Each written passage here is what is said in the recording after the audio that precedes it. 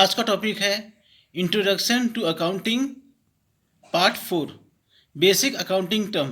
8th number है capital. Capital क्या होता है? किसी ने पैसे लगाए बिजनेस में, उसे हम कैपिटल कहते हैं। और ये कौन लगाता है?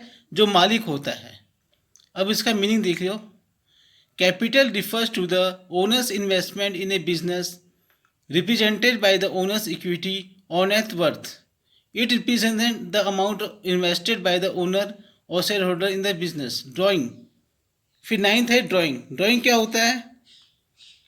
पैसे निकालना बिजनेस से, और ये कौन निकालता है? जो मालिक होता है। देखो क्या है इसका meaning. Drawing refers to the withdrawal of fund और asset by the owners of a business for personal use. It represents a reduction in the owner's capital or equity in the business. For example, in case cash of rupees 50,000 and good costing rupees 10,000 are withdrawn by a proprietor, rupees 25,000 is called as amount of drawing. फिर 10th है purchase. Purchase क्या होता है? कोई चीज़ purchase करना, asset purchase करना, ये एक परचेज होता है। A purchase refers to the acquisition of goods, services or asset by a business for cash or on credit. Purchase are recorded as expenses or asset depending on the nature of the transaction. फिर क्या है? Cell.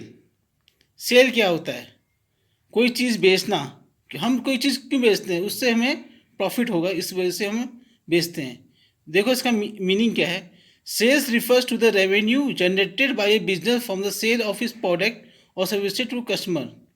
Sales are typically recorded as revenue or income on the income statement. अब next topic क्या है?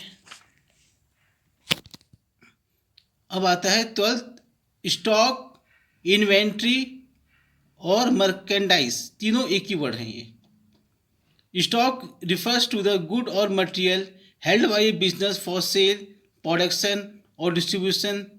Stock can include merchandise, good purchase for resale, raw material, material used in production, work in progress, partially completed product.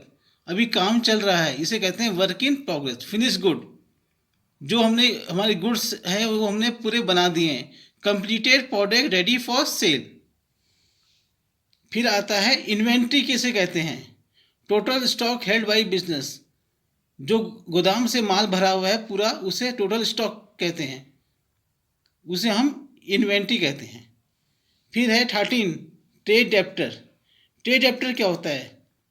जैसे कोई ग्राहक है, उसने कहीं कुछ चीज़ परचेज की है और लेकिन उसके पैसे नहीं दिए, तो वो सन्डी डेप्टर हो जाता है. ट्रेड क्रेडिटर से कहते हैं, नहीं ट्रेड डेप्टर जिसे कहते हैं.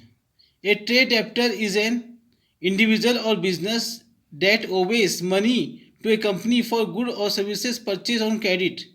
Trade debtors are also known as account receivable और debtor. Trade creditors किसे कहते हैं? ट्रेड क्रेडिटर उसे कहते हैं जैसे कोई विक्रेता है, उसने सामान बेचा है लेकिन उसके पैसे नहीं मिले हैं, तो वो सनी डेटर कहलाएगा, सनी क्रेडिटर कहलाएगा. देखो इसका मीनिंग देखो. इज ए सप्लायर और vendor who has provided good और services to business on credit and is owed payment for those good or services.